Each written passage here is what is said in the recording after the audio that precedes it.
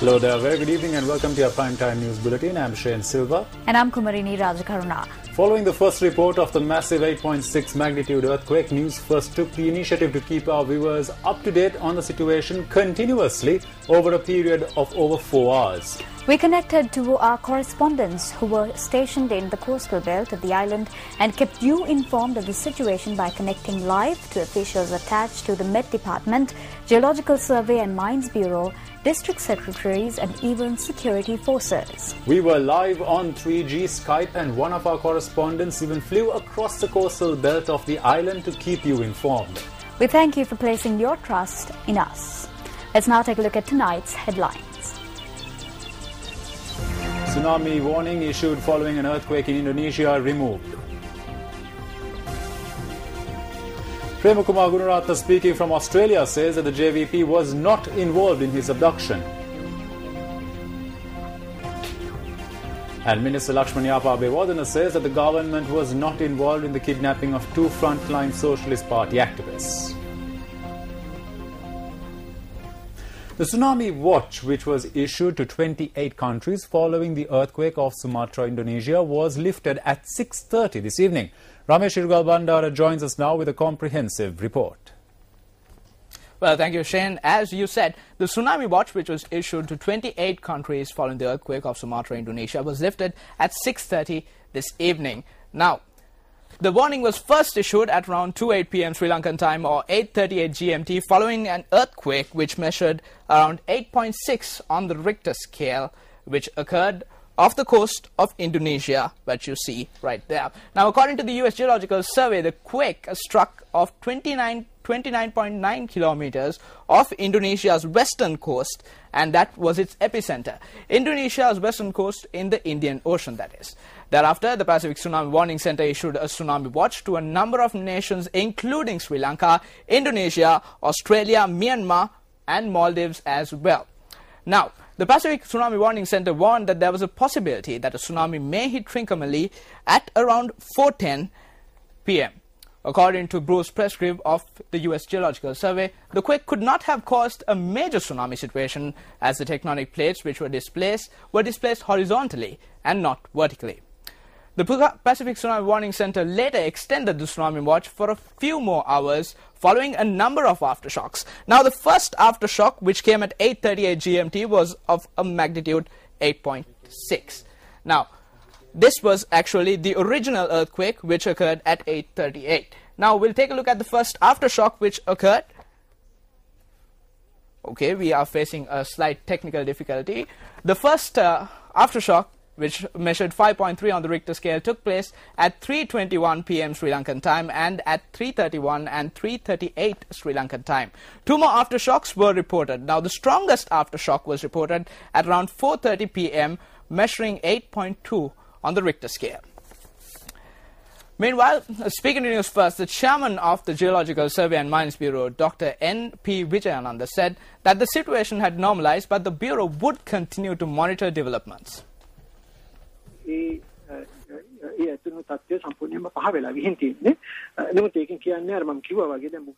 The situation has normalized now, but we will continue to monitor the situation. Usually, aftershocks are not nearly as strong as the original quake. It is not very often that you will see an aftershock as strong as the original quake. There are 3 earthquake centers in Sri Lanka and we are coordinating with them and monitoring the situation. If any situation arises, we will notify the public through the media immediately.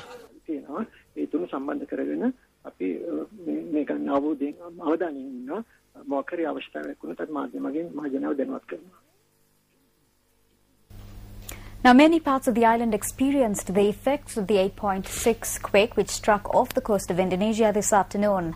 Public vacated their homes and offices and stepped onto the streets when the earthquake struck. Here are some of the visuals that our cameras were able to capture just after the tremors were felt here in Sri Lanka.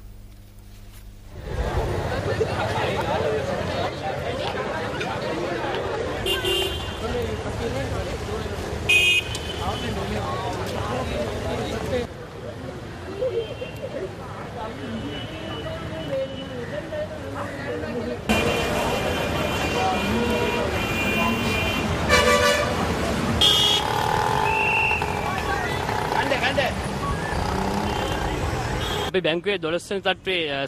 was working on the 12th floor in the bank. We felt everything move. The water glasses and equipment else started to shake. The building started to shake. We felt it for about a minute and a half. We felt the buildings move. We came out. The elevators were not working, so we used the stairs to come down.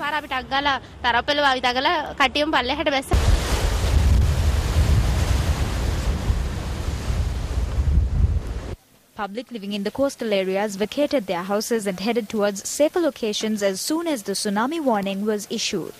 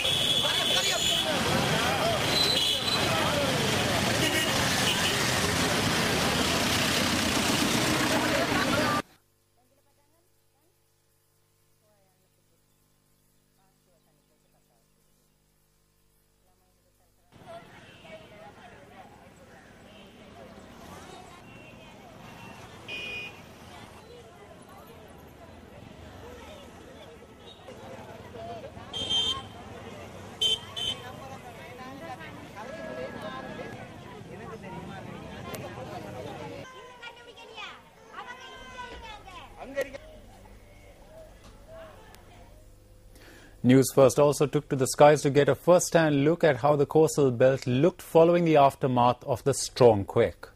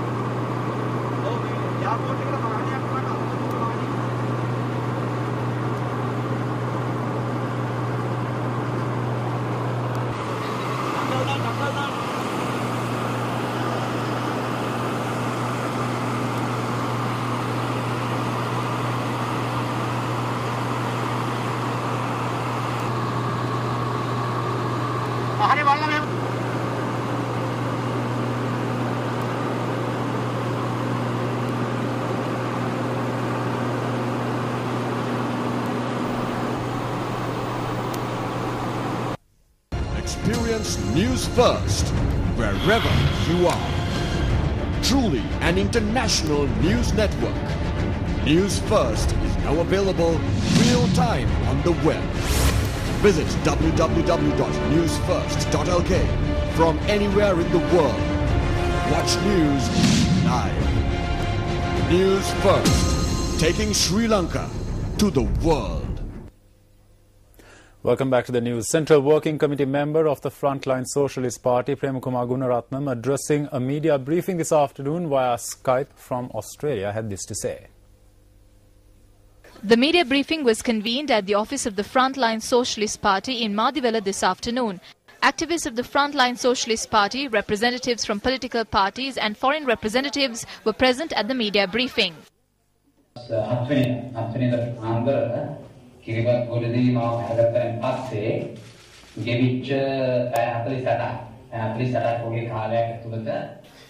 During the first 48 hours after I was abducted early in the morning on the 7th in Kiribathgoda, I was interrogated heavily for the first 24 hours. I faced a considerable amount of mental and physical stress. I was also subjected to sexual abuse.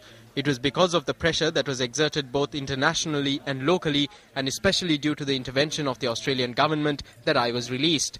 When I landed in Sri Lanka, I could have extended my visa, and it was because I didn't do this that I was deported.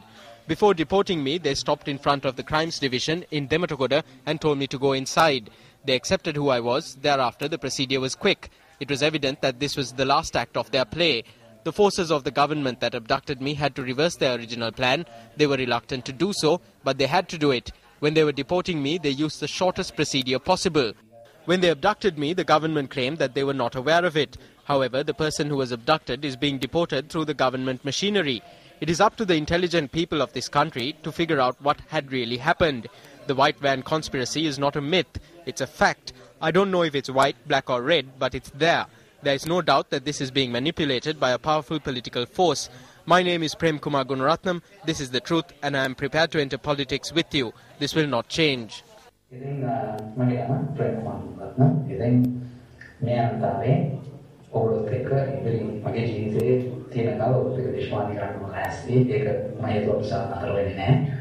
A journalist queried as to whether there was a link to the JVP in Gunaratnam's abduction.